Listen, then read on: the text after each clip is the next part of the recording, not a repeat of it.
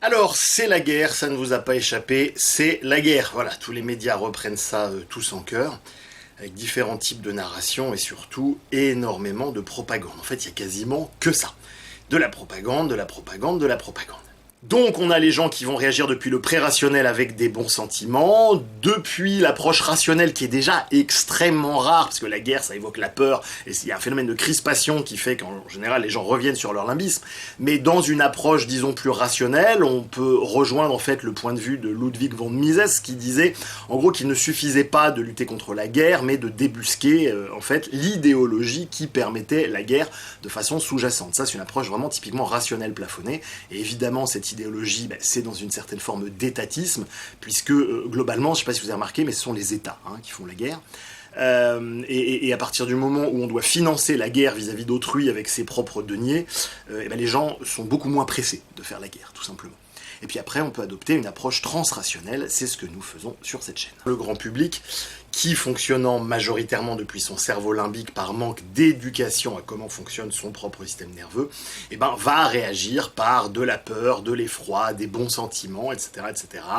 Et donc après le je suis Charlie, où tu mets ta photo Facebook avec je suis Charlie, maintenant on peut mettre un petit drapeau d'Ukraine, etc. Dans un peuple, par définition, vous avez une élite, les dominants, les maîtres, si jamais je reprends les termes de la logique en philosophie du maître et de l'esclave, la dialectique du maître et de l'esclave. Donc il y a beaucoup plus d'esclaves que de maîtres, naturellement. Donc il est à peu près logique que les esclaves aient plutôt tendance à s'identifier à l'Ukraine. Et donc à souhaiter qu'on traite bien les Ukrainiens, qu'on aille les aider, etc. Donc chacun va y aller de son petit drapeau. On se souvient à l'époque de Je suis Charlie ou des différents attentats, etc. On avait mis des drapeaux, des photos, il y a même des gens qui chantent, qui font de la musique. Je suis pas certain que chanter et faire de la musique ou mettre un drapeau Facebook change vraiment grand-chose au niveau du psychisme de Poutine. Пытался помешать нам, а тем более создать угрозы для нашей страны, для нашего народа, должны знать, что ответ России будет незамедлительным и приведет вас к таким последствиям, с которыми вы в своей истории еще никогда не сталкивались. Mais on voit que ces pratiques rituelles magiques qui sont donc totalement dénuées d'effets sur le terrain, d'un point de vue géostratégique, géopolitique, militaire, c'est simplement ridicule. Mais on voit que ça a une fonction psychologique apaisante pour les individus qui le font, et qui donc se groupent dans une espèce de troupeau en disant « Ah, moi aussi je suis comme toi, moi aussi j'ai mis un drapeau, retrouvons-nous place de la République ou devant la mairie de je sais pas quoi pour dire qu'on est contre la guerre ». Au moins on est ensemble. C'est-à-dire que face à l'impuissance, on réactive les pulsions grégaires, et on se met ensemble. D'ailleurs, lorsque les pulsions grégaires sont fortement réactivées, la logique sacrificielle n'est jamais très très loin. Ainsi, on a donc pu voir en ce moment dans les médias énormément de gens qui comparent donc Poutine à Hitler, par exemple, qui est donc le bouc émissaire absolu de notre socioculture. C'est un peu le nexus ultime, d'où le fameux point Godwin. On avait déjà eu ça, souvenez-vous, à l'époque de Charlie, de Je suis Charlie, où le tous ensemble devenait rapidement le contre quelques-uns. C'est justement ceux qui ne sont pas Charlie qu'il faut repérer, ceux qui, dans certains établissements scolaires, ont refusé la minute de silence, ceux qui balancent sur les réseaux sociaux et ceux qui ne voient pas en quoi ce combat est leur. Eh bien, ce sont eux que nous devons repérer, traiter. C'est vraiment consubstantiel à la pulsion grégaire et à la pulsion agressive, même si, bien évidemment, la plupart du temps, ça n'est pas conscientisé. Alors certains peuvent aussi s'identifier à l'agresseur, mais sans rentrer dans une analyse psychologique exhaustive de qu'est-ce que ça veut dire quand on s'identifie à l'agressé ou qu'on s'identifie à l'agresseur. En fait, dans les deux cas, il y a transhypnotique d'identification. Il ne vous a peut-être pas échappé, encore que c'est probablement le point essentiel de la vidéo, parce que ça échappe en fait à beaucoup de monde, que présenter la Russie comme l'agresseur de l'Ukraine n'est pas un fait. C'est déjà une narration. Alors personnellement, je ne suis ni pro-russe ni pro-Ukraine, je pose ça là. Et j'aime pas spécialement quand des gens se font sauter la tête à coups de lance-roquettes. Voilà, ça c'est pour les gens vertueux qui auraient besoin que je les rassure limbiquement justement sur le fait que je suis comme eux et que moi aussi j'ai un cœur, que moi aussi j'ai une sensibilité, etc. Mais là ici on n'est pas sur cette chaîne pour faire des bons sentiments, on est ici pour faire de l'hypnomachie, donc allons-y. Comprenez bien qu'une guerre s'est présentée dans les livres d'histoire, parce que la plupart d'entre nous n'avons de connaissances réelles de la guerre que de ce qu'on en a appris à l'école, c'est présenté sous forme de narration. Vous savez bien que ce sont les vainqueurs qui écrivent l'histoire. Et comment les vainqueurs réécrivent l'histoire? Eh bien, ils vont simplement raconter qu'ils n'ont fait que réagir à un événement extérieur qui les a provoqués et que du coup, ils ont répondu. Et comme ils ont gagné la guerre, eh ben voilà, ils ont rétabli l'ordre. Et voilà, on a une belle histoire avec un début, un gentil qui ne fait que répondre, et un happy ending où tout finit bien. Donc on est bel et bien dans un format qui est facile à digérer pour le cerveau et qui est totalement conforme à ce qu'on nous enseigne dans les contes de fées depuis gamin.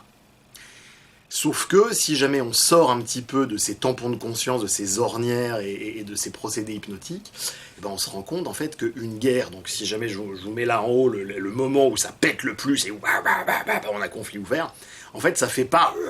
Ça ne se passe pas comme ça dans la réalité. Dans la réalité, ça fait plutôt hop, hop, hop, hop, hop, hop, petit à petit, jusqu'au moment où il y a passage à l'acte. C'est exactement la même chose quand vous disputez avec votre petit copain ou votre petite copine. C'est exactement la même idée, en fait, hein, si vous regardez bien. C'est assez rare qu'à un moment donné, ça hurle et ça gueule tout de suite. C'est une série de mauvaises communications. Et ces mauvaises communications, elles ne sont pas le fait d'un seul des deux membres de la relation. Elles sont bien évidemment, et ça on le sait depuis l'école de Palo Alto, la communication c'est 100% de chaque côté. Et si la communication c'est 100% de chaque côté, comment se fait-il que l'on mette en narration la guerre avec une personne qui serait en fait à l'origine de cette guerre? Eh bien c'est cela de la propagande, justement. C'est remettre en scène la logique sacrificielle, c'est faire de la Russie et de Poutine en particulier un bouc émissaire. Et alors là, je vois déjà des gens qui vont dire quoi, mais c'est scandaleux, c'est quand même lui qui a déclaré la guerre, etc. Mais bien sûr, sauf que quelqu'un qui déclare la guerre, la plupart du temps, est acculé, et justement, c'est pas pour rien qu'il existe de la diplomatie. C'est pas pour rien, justement, que la Russie fait de la diplomatie depuis des années et des années. C'est bien que, globalement, la plupart des êtres humains préfèrent avoir des rapports pacifiés avec autrui. Encore faut-il que leurs besoins soient respectés, encore faut-il que leurs besoins soient entendus, et justement, la guerre arrive lorsque les besoins des uns et des autres ne sont pas entendus. Mais comme la plupart des gens, même à très haut niveau en politique, ne maîtrisent pas les techniques de résolution de conflits gagnant-gagnant, et n'ont pas fait un certain type de travail qui leur ouvre l'accès au transrationnel, c'est très très rare que des dirigeants politiques aient accès au transrationnel. En réalité, je n'ai aucun exemple en tête. Je me laisse une porte de sortie, il doit sûrement en avoir. Parce qu'en général, quand tu as accès au transrationnel, en fait, tu fais plus vraiment de politique, parce que ça ne t'intéresse plus de t'imposer sur autrui. Donc là, c'est terrible, parce qu'il y a un biais de sélection qui fait que les seules personnes qui briguent le pouvoir sont des gens qui sont intéressés par le pouvoir et sont OK pour avoir des rapports à somme nulle avec autrui, alors qu'on aurait justement besoin de dirigeants qui font autre chose. Enfin bon, ça pose la question de est-ce que nous avons besoin de dirigeants? À mon avis, pas forcément, mais enfin, c'est pas le sujet de cette vidéo. Donc la propagande est là. À chaque fois que vous voyez ce genre de récit dans lequel on dit oh, Poutine est un méchant, c'est lui qui a déclenché la guerre, etc.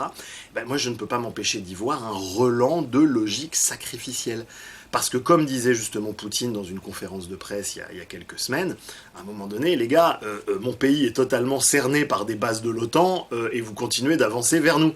À un moment donné, stop, arrêtez-vous en fait, sinon on va devoir y aller, etc. Donc, c'est intéressant d'écouter en fait ce que dit le méchant, c'est intéressant d'écouter ce que dit le bouc émissaire, mais d'écouter vraiment, d'écouter en vidant sa tasse. Et en général, quand on écoute en vidant sa tasse, eh ben, on entend que le bouc émissaire dit des choses très très intéressantes. On entend que les voleurs et les meurtriers nous racontent comment est-ce qu'ils ne sont pas intégrés socialement, comment ils ne sont pas aimés, comment ils ne sont pas entourés, etc. Mais la société préfère en faire des boucs émissaires, parce que faire de quelqu'un un bouc émissaire, ça exonère de sa propre responsabilité.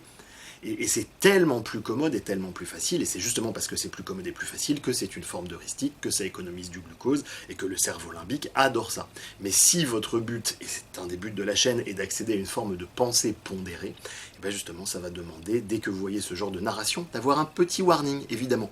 Et c'est le même warning de l'autre côté, hein, parce que j'imagine bien que, moi je ne les fréquente pas, mais enfin normalement ça doit exister, il doit y avoir aussi en France des milieux pro-Poutine qui vont justement, pareil, faire des États-Unis, par exemple, qui avancent leur base comme ça, un bouc émissaire, et le schéma est le même. Hein. Là, je vous parle de ce schéma-là avec Poutine comme bouc émissaire parce que c'est le plus fréquent et le plus actuel dans les médias mainstream, mais entendez bien, hein, notamment pour les demi-habiles qui seraient tombés sur ma chaîne récemment suite à la vidéo sur Aberkan et Tronchambier, qui a d'ailleurs fait tellement de vues en peu de temps, mais c'est déprimant, c'est vraiment se déprimer de faire du contenu qualitatif. C'est complètement inattendu! Mais entendez bien que mon propos ici n'est pas de prendre parti dans une guéguerre de camp. Hein, je vous l'ai déjà dit dans une autre vidéo, mais contrepétrie ou pas, la logique des camps me fatigue.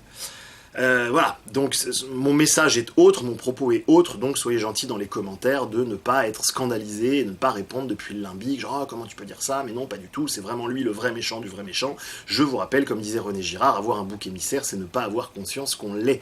Et c'est absolument classique, puisqu'à cet endroit-là, il y a un tampon de conscience, c'est une forme de refoulement, et donc tout le propos de la chaîne, c'est justement d'aller lever ce tampon de conscience, d'aller lever ce refoulement et d'aller voir qu'est-ce que ça raconte derrière.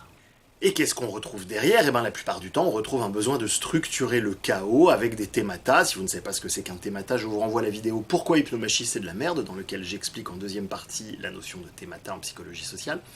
Et donc, on va avoir besoin comme ça de séparer le monde en deux avec des narrations, avec des histoires. Et c'est comme ça que le psychisme se construit. Hein. Souvenez-vous, votre enfance, le prince, la princesse, les trois ours, le machin, etc.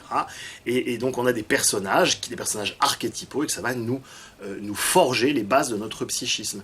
Mais simplement, il serait peut-être sympathique qu'arrivé à l'âge adulte, on cesse de faire rentrer dans notre cerveau des histoires racontées de manière aussi archétypale et que l'on s'ouvre un tant soit peu à la complexité, notamment lorsqu'il s'agit de géopolitique. Mais les publicitaires le savent.